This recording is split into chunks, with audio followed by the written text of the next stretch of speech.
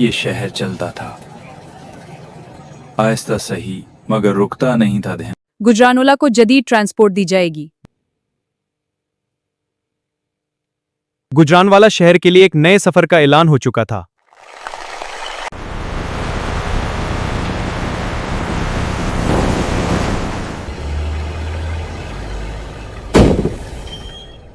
काम शुरू तो हो गया है, मगर शहर की रफ्तार आस्ता आस्ता रुकने लग गई है।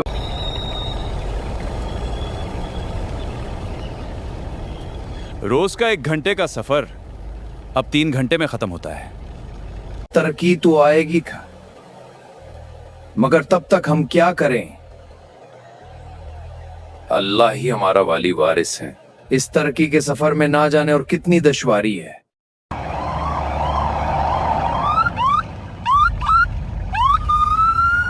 रास्ता दो, प्लीज रास्ता दो, मरीज की हालत सीरियस है।